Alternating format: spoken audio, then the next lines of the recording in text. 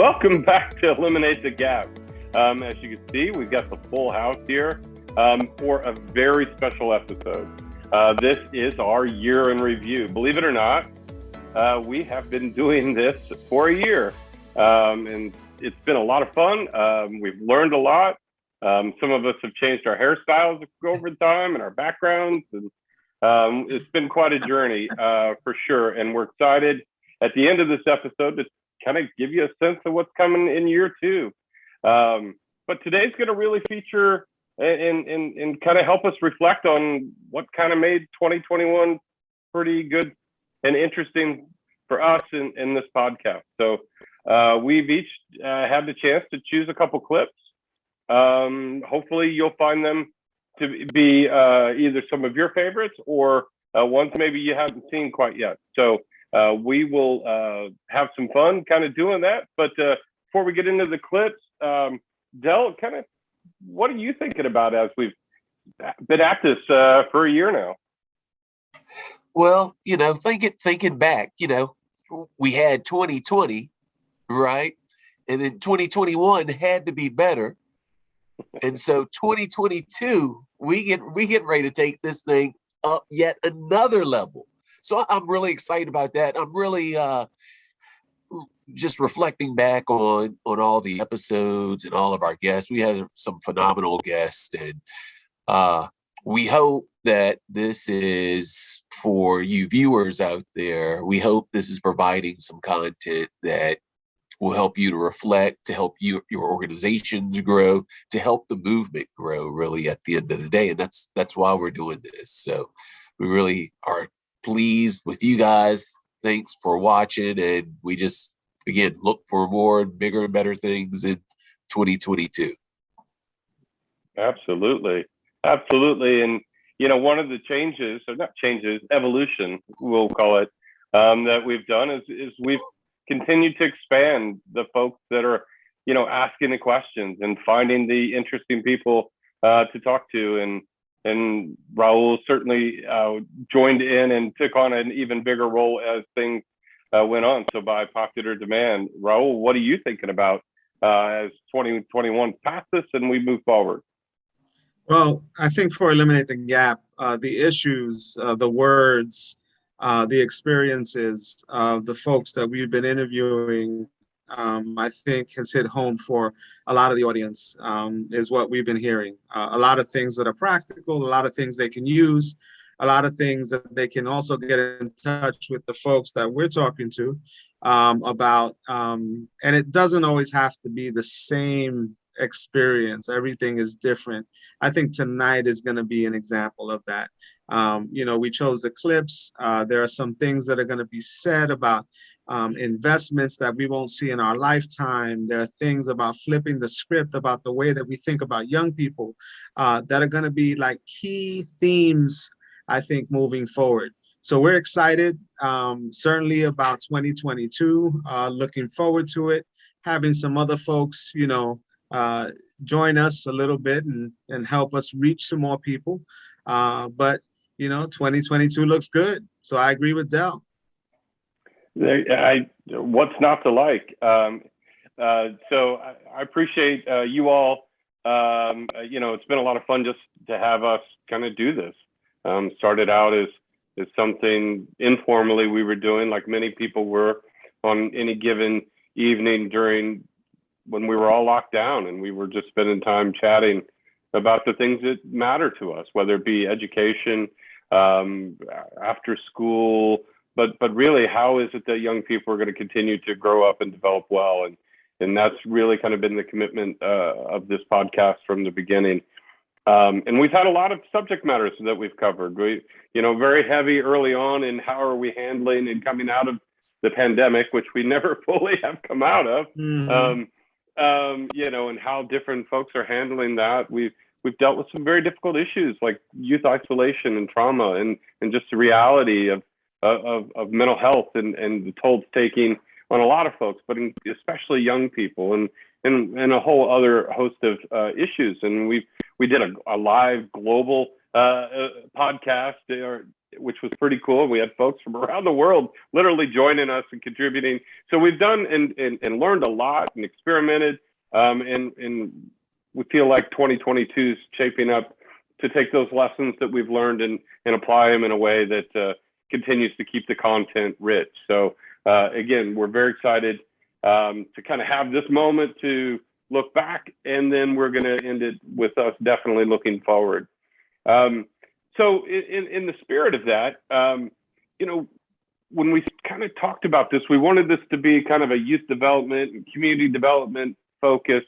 And we've had a variety of experts in the field, the folks that have been in the field for a long time that have really kind of set the foundation from a research as well as implementation and adaptation in what it really looks like in communities.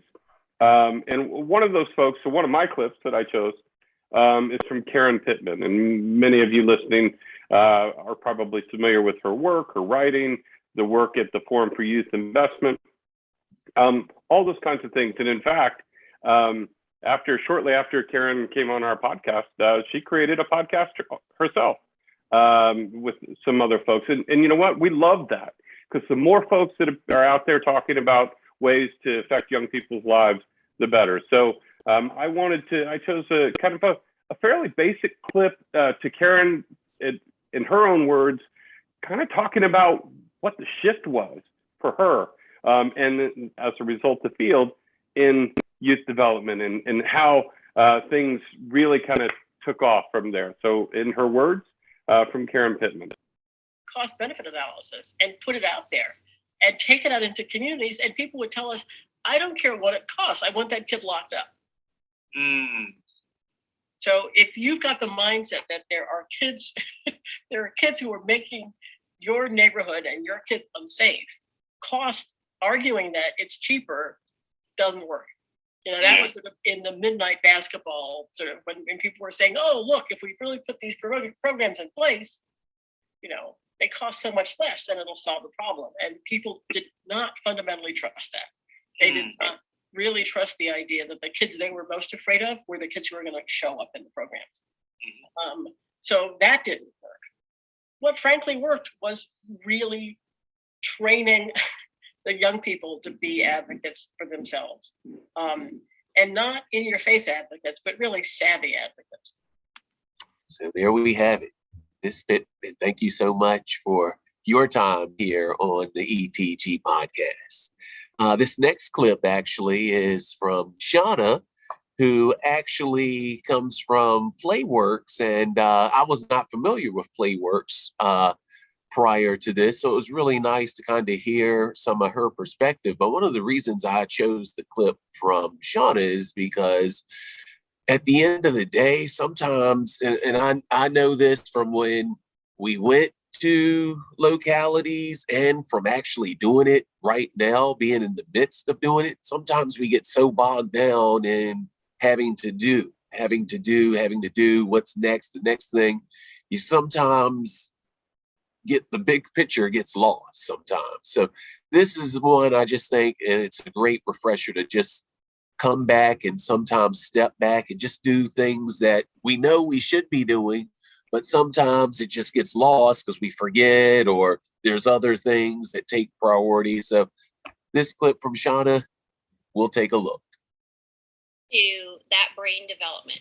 So when you guys talk about eliminating the gap, play plays a central role in ensuring that kids have the brain development and the tools they need in order for us to build on, in order for us to build both the academic and also social, emotional, or 21st century skills, whatever we want to call them, that are critical to their lifelong success. And there we go. Thank you, Shauna, also for coming on this show and being a part of this. And that moves us into our next guest there, Dennis. Dennis actually had a couple of things. It was hard to pick there. He had some great quotes there. Actually, one quote that we're not going to use, I actually still have in my room, and I talk to my kids about this on a regular basis, which was step in, climb up, and step out, Dennis. So there you go, man. Thanks for that one.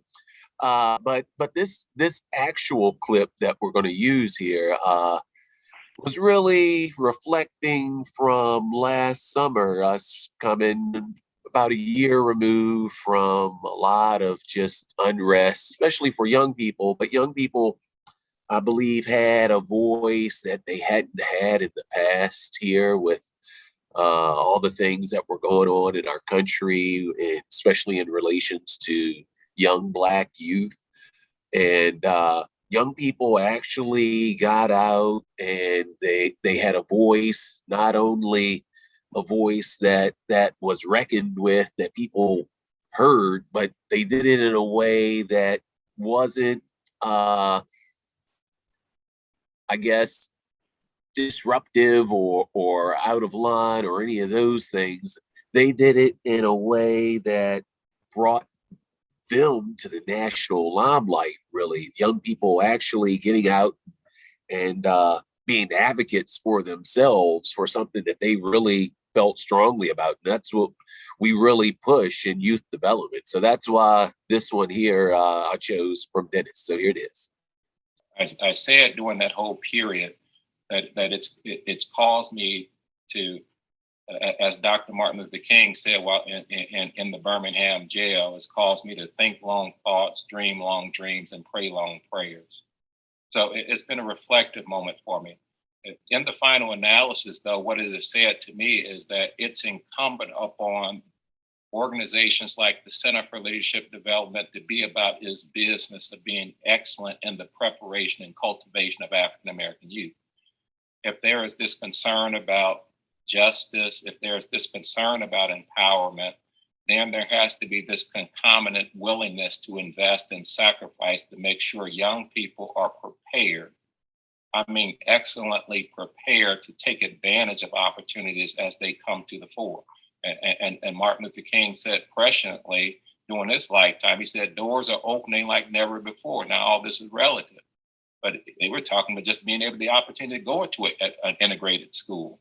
He said, doors are opening like never before. And yet his warning was, then we must be prepared to take advantage of those opportunities as the door opens.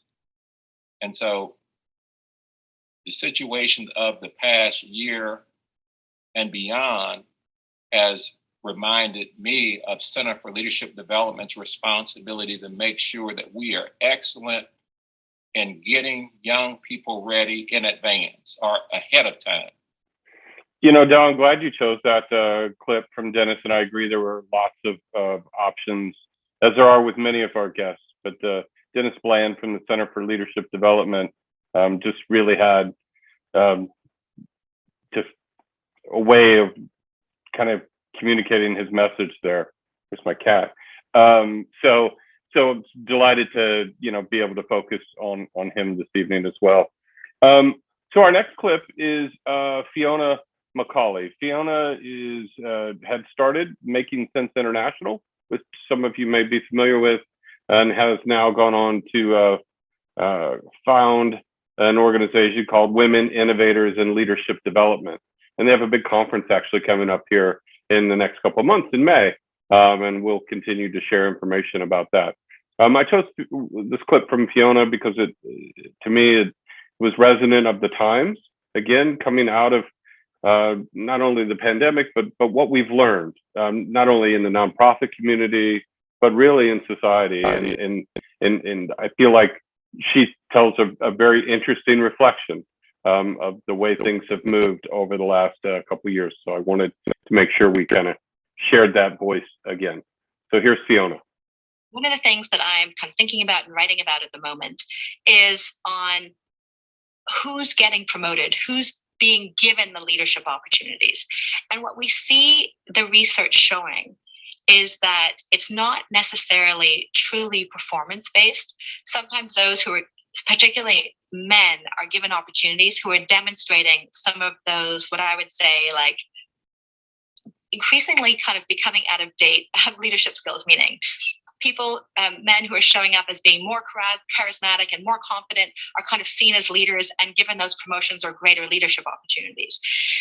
Whereas if we kind of remove the if we move both the bias towards men as leaders, and that those traits being more important than other leadership traits, such as taking care of the team, problem solving, doing some of the more the behind the scenes leadership work, then we can see, so if we sort of strip away some of that, then we can see that it is not always the loudest person in the room who is the person who deserves the promotion or new leadership opportunity. It's actually may often be the quieter woman who is the higher performer. So I mention that because I think many of us, women and men, share those biases that will mean that sometimes the wrong pick, or often the wrong person, is getting kind of picked for the greater opportunities. And so women, I believe, are often like caught in and the research shows us as well, that women can often be caught in this bind, where if we think about leaders being judged on two axes, like axes around that kind of traditional strong sets, leaders of like strength, so determination, boldness, charisma. But then there's another axis around that's really kind of caring for the team, ensuring like the well-being of the people, the project, the company.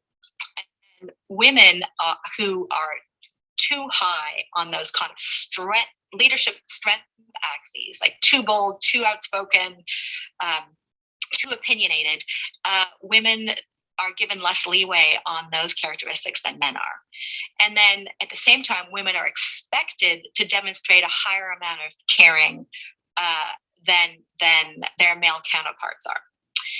So my view is that it's good to understand the playing field, because if we're the kind of people, and those of us engaging in this conversation in the audience are the kind of people who want to change the playing field, then let's understand where the playing field is now, and let's use the power and influence that we have to understand our own biases around the kind of leadership behaviors that we're applauding and rewarding, and how we can also coach and influence and nudge others to be building the leadership skills and rewarding the leadership skills that truly lead to positive outcomes, whether that's within a social enterprise, whether that's within a global development NGO or company. I think we all have a part to play in our own leadership behaviors, but then in the kind of leadership behaviors we are encouraging and rewarding in others around us. Continuing the conversation about leadership, Rustam Bernard has demonstrated over many, many years as the lead building bridges across the river, some of the things that he's had to do, some of the stereotypes, perceptions, thoughts that people have had, and he just talks about the leadership. This is one of the biggest youth programs in the country that provides comprehensive youth and family services in education, everything from financial services to moving on to leadership development of our young people, to job training. So all the things that you would want to help build a community and build it stronger. I think Rustam tells us something a little bit about investment, I think that we were very interested in. Rustam. So I think I mentioned to you, the audience here, these are global youth development professionals, funders, other folks that are interested in the best lessons learned in different places. Certainly, you guys are a shining example of that. If you had a message to leave people with about the work and in general going forward, the vision that needs to be there, what would you tell them? I would say that I said it earlier, that life, in essence, is a series of investments. And the younger generation needs a level of effort and investment in order to get the yield that we want our world to become. And I think that today we have some of that, but I do believe that if we want to change the world, it really lies in the hands of our young people, and our youth developers are mentors, guides, teachers, servants in order to do that. And so I would say for whatever you can do to invest in our young people. That's what we're doing here every single day. That's what I would encourage you and anyone else listening in to do, is continue that investment. The last thing I'll say about that investment is the return on that investment may not be in your lifetime. And so my suggestion is, our recommendation is, invest without thinking about the possibility of that return in your lifetime. And that's the key that I think needs to be told and shared and reverberated. So, Rastan led us off with investments in young people. Greg Taylor, who works leading the work of the NBA Foundation, really gets into what's going on in the NBA cities, how we're flipping the script as well, in making sure that our communities, our corporate entities, our folks that are welcoming young people into the world of work, understand where to meet our young people. So the system up until now has been designed to get young people ready for the system and for the world of work. The MBA Foundation is finding a lot of success in flipping that and getting employers ready to meet young people where they are. Greg. Yeah, it's a great question, Raul. I mean, there's a couple things I would say in response. I mean, we spend so much time pouring our energy into the youth development space, into young people directly. We want to make sure that they have mentors. We want to make sure they're in safe spaces. We want to make sure they're in spaces that they can define to reflect their culture and their voice, as you will. But I also think we don't spend enough time in getting, in my case, eventual employers ready for young people, right? So it's like young people ready for the world of work. We also have to get the world of work ready for young people. And I think we don't spend enough time on that side. And so I think in many ways why I keep talking about like the influence to work in our markets is we can have that employer ready for youth conversation at the 2.0 level, because we're all kind of familiar with each other moving forward. So I think that's one. So I think you have to spend some time there. It's not just prepare the young person and then set them go forth in the wild and hope they land. We have to really be thoughtful on how do you get organizations ready to receive them. So one of the things we're doing is convening the HR hiring partners at companies to think about how is it that we need to think about young people differently. We have a tremendous partnership with a group called 110, and they're looking to do 1 million jobs in 10 years for non-degree having Black youth, because I think the proxy of the undergrad, graduate, whatever degree, again, I don't want to poo-poo that. I've gone to school. I recognize it as a real avenue, but it can't be a knockout rule for the talent many of our young people have. So we've got to think about competency-based learning, other ways and kind of unique and innovative ways in which young people acquire skills. And then we got to change the mindset of hiring folk who simply hire in their own image, or who look at as a proxy, you went to this school or that school as competence and skill, and we know that's not true. And so to your point, Raul, we're trying to organize an ecosystem of leaders and young people who are putting their arms around each other.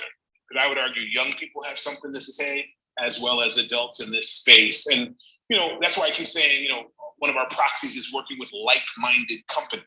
So we've talked about a lot of things here, just recapping our year 2021. Pretty amazing year. We've had a lot of folks with a lot of content, a lot of things to say, everything from gender equity, running into, leadership development skills, the level and the practicality of services. And let's not forget approaches that we're using. Greg Taylor was very clear with us about flipping the script and getting the corporate sector ready for a lot of our young people, meeting them where they're at. That said, we look forward to 2022. I know Delmar and Eric have some words to help us move, but we're excited to expand our team. We'll have some other faces that will be on, reaching out to some very interesting folks. And we always welcome feedback, obviously, from the larger audience. So that's it. Raul, that's one of the parts I'm most excited about, is the fact that, for 2022, we're going to have at least 2 additional folks helping, do interviews, and it's going to be 2 women. Sharuk, who you saw in one of the clips this evening, and then another woman named Corey Hamilton, who we've known for a while, who will again give us additional perspective on the field. And so we're looking forward. I'm excited about having some additional voices to do these interviews and to bring content to you all. So that's one of the things that's got me kind of stoked. Good. All right. Yeah, personally, myself, I just kind of building off actually just that last clip there that Greg had. I've been doing a lot of thought here recently around just because that's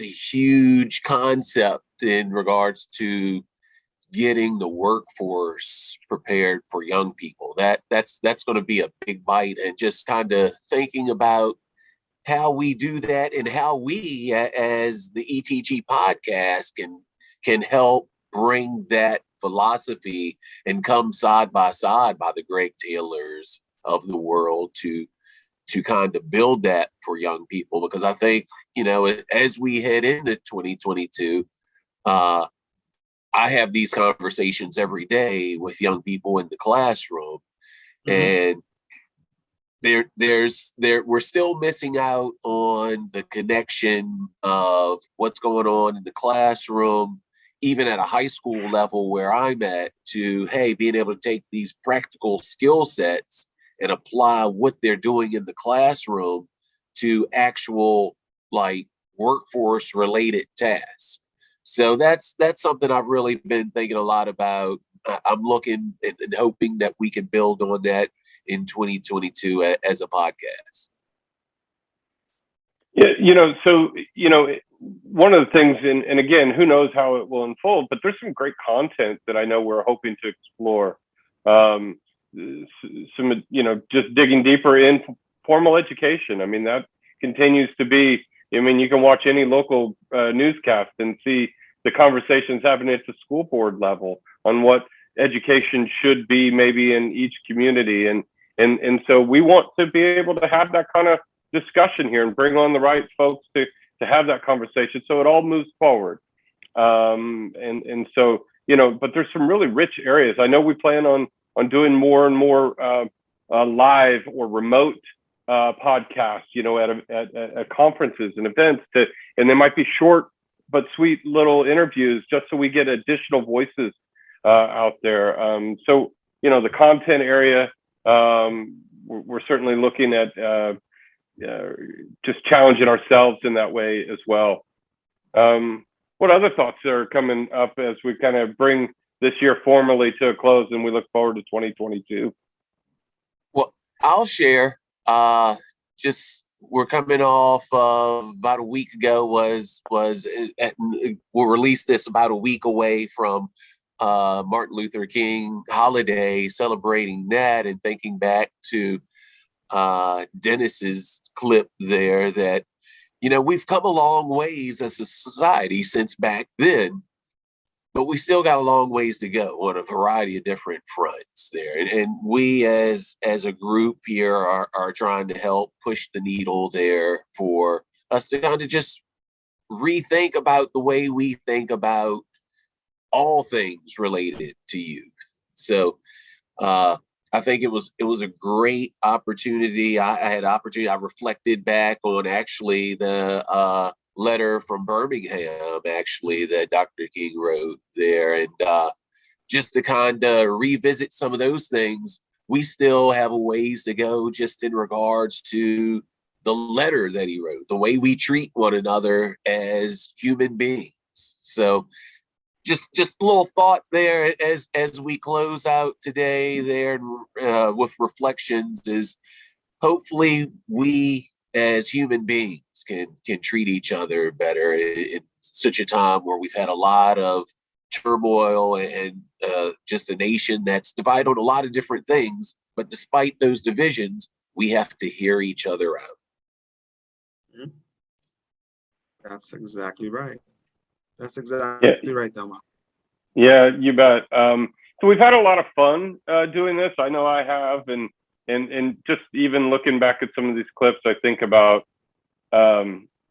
just our very first episode, which was, as a member of my family told me, that was boring. And I tried to say, well, it really wasn't maybe for you. But in all seriousness, we have improved. You can see just even looking at the clips, we've gotten a little snazzier with the look and some of those kind of superficial things. And honestly, a lot of it is reflected on the listeners and the viewers. We've had a tremendous amount of growth in this podcast in terms of people that have continued to show up with us, and we're forever grateful on that.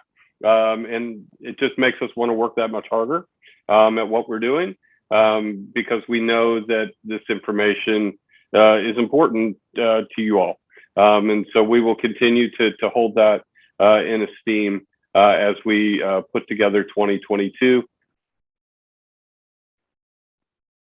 Excellent. Well said. And there's a lot of serious topics taken here, and so we thought we would end on a more lighter note, to maybe be kind of a theme for all of us in 2022 that can be one of happiness and joy, and of smiles. What resonated with people at this particular moment in time was the importance of kindness and of compassion and of mutual respect, the importance of home. And Norbert's message has been consistent over time, and people appreciate that he tries to make people smile. And one of the questions that we would always have for children when we would go into schools and do presentations is, what can you do to make people smile? We can all make somebody smile. What can you do to make people smile? And the answers that we would get would be just so creative and so wonderful, even from children as young as kindergarten. They would all know how to make someone smile. So I think in this particular time, when people were just dealing with so much and going through so much, it was just always nice to know that there's a way we can all think of making someone else smile.